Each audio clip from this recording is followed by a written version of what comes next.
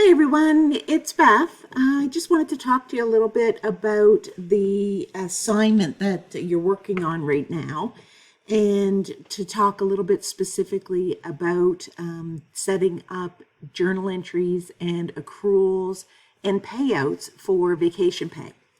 Okay, so the assignment we're working on right now, as you know, Beth quit. So, and her last day that she actually worked was the end of last pay period. So the pay period that we're working on right now, which is October 30th to November 12th, Beth didn't actually work any time, okay? But Sean and Aaron did. So nothing for Sean and Aaron is going to change. So their pay is going to look just like it did for the last pay. Okay, so the letter, the only thing I'm looking for is try to put it in actual business letter format that you would have learned about in communications last year. And it's just to highlight the information that's going on with Beth quitting because Beth did not hand in a resignation letter. So this is just something that we're going to jot the information down, give Beth a copy, and put it in her HR file just for future use. Okay, so then once that's done, we need to complete the gross pay calculation. So what I've done is I've gone back to the last two pays that we did and updated them a little bit. So if we go here and we look at, this is the original one that we did from October 2nd to October 15th.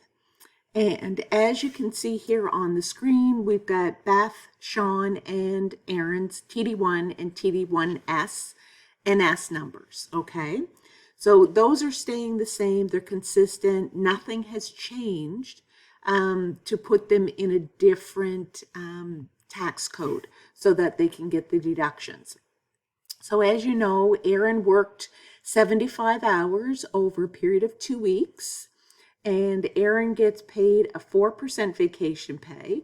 Sean and Beth both get a 6% vacation pay, which is the equivalent to 3 weeks. So what I've done here, and what we had originally done, was set up the vacation pay accrual. So what it is for Beth, it's set up so that it's the vacation pay percentage multiplied by her gross pay. And that gives the vacation pay accrual of $219.23. So for Sean, it's the same thing, 6% multiplied by $2192.31. And Aaron's is 4% multiplied by the $1875. So that gives a total vacation pay accrual of $425.77. So that's how much they have earned.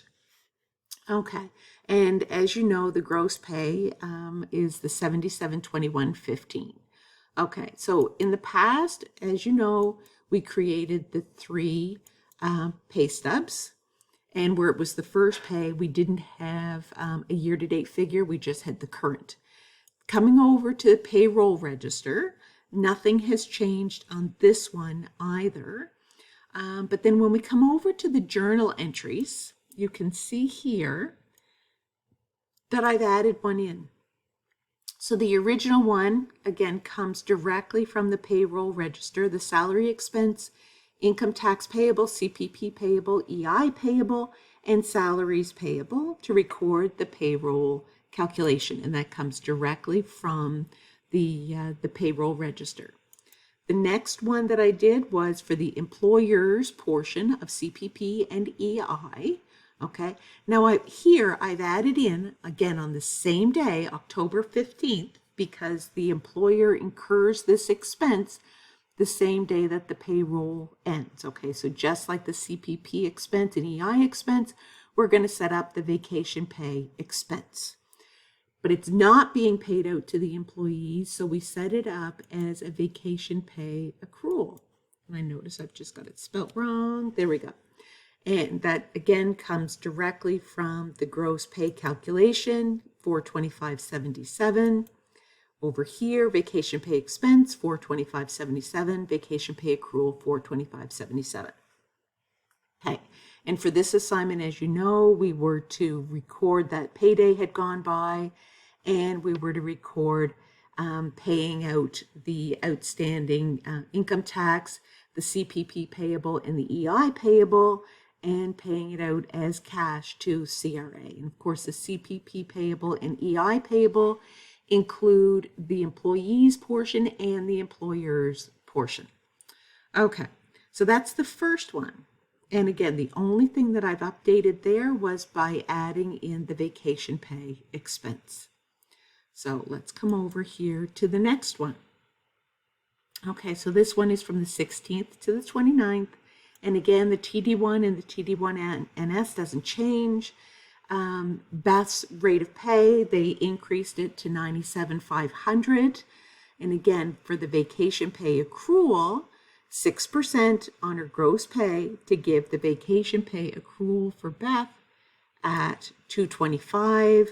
Sean's $131.54, and Aaron, because he's now got $2,000 because he worked 80 hours in 2 weeks instead of the 75, multiply that by the $25 an hour, gives him $80 in vacation pay accrual for a total vacation pay accrual of $436.54. So again, I have the pay stubs, and as you saw before, it's the current and the year-to-date. Okay, so the year-to-date is the two pays that they've received so far. So last pay plus this pay gives the year-to-date.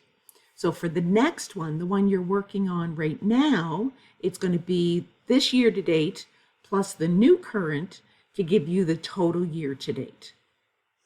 Okay. So coming over here to the payroll register, as you can see, I've added in a new column. Okay, so vacation pay. So this is going to be filled in when an employee receives vacation pay. And for the pay period ending October 29th, nobody received vacation pay. So that is left blank. The total gross pay is just the salary or wages income. Okay. So then we come over here to the journal entries. And again, we've got the salary expense journal entry to record the payroll calculation. We've got the CPP and EI expense to record the employer's portion. And then we have, again, recorded the vacation pay expense.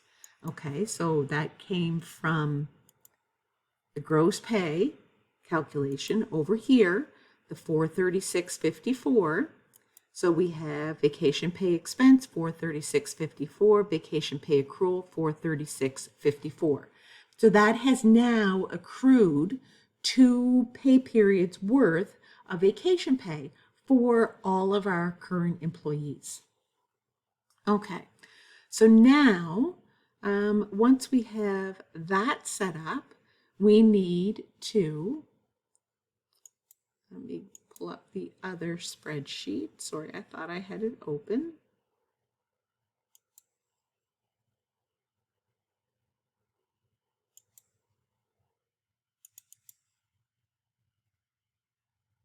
So for November 26th, I have started this one, so I thought I'd go over it a little bit with you. Okay, so this pay period is from October 30th to November 12th. Okay, so as you can see here, the TD1s and TD1NSs still haven't changed.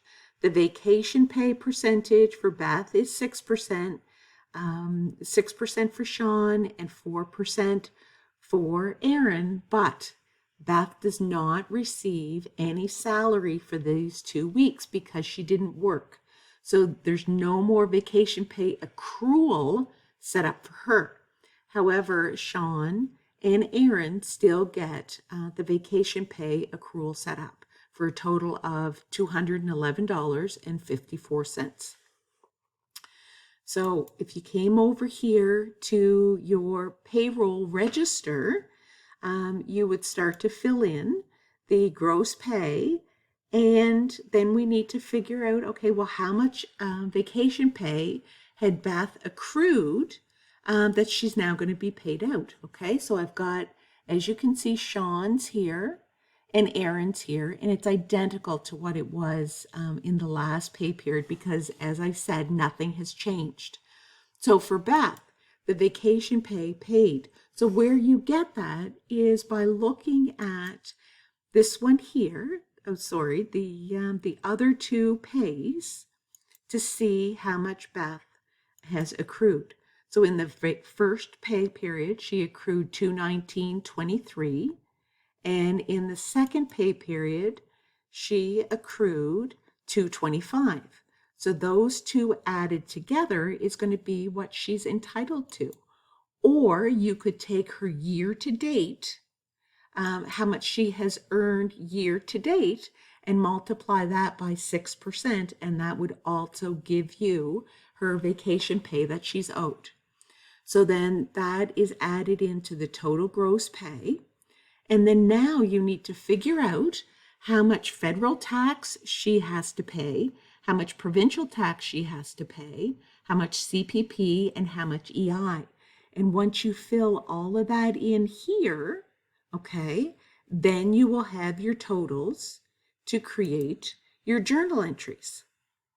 So your journal entries are going to be the same, but it's going to have, if you look here for the payroll register, there's the salary expense, but there's also the vacation pay accrual that needs to be cleared out. Okay, so where we set up the vacation pay before as here, vacation pay expense and vacation pay accrual, now we are clearing out the vacation pay accrual. So when you go to your journal entry, it's going to have insert vacation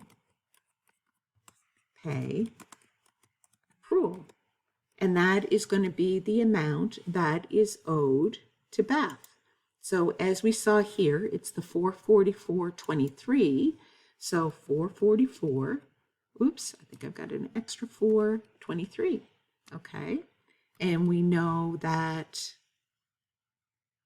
the the salary expense is $41.92.31. So $41.92.31. So there's your two debits. And now you need to fill in your credits by, again, completing this payroll register by getting your income tax, both federal, provincial, the CPP, EI, and then you'll have your net amount or the salary payable. So the whole amount that comes here for net that's going to go into your employees' bank accounts on payday will go under the salaries payable. Okay, so I think that takes care of everything. Just as a reminder, you need to do the salary expense entry. You need to do the vacation pay accrual for Sean and for Aaron. And then you need to do the journal entry to record the employer's EI and CPP portion. And you also need to do the WCB expense, which the credit will be the WCB payable. So just the entries that are recorded for November 12th. And remember, the way you do the WCB is by going back and having a look under your workers' comp, remember, and in here, you were able to determine how the WCB was calculated. Okay, so this should be all you need for this assignment. Please let me know if you have any outstanding questions and I will give you a hand. Thanks, everyone.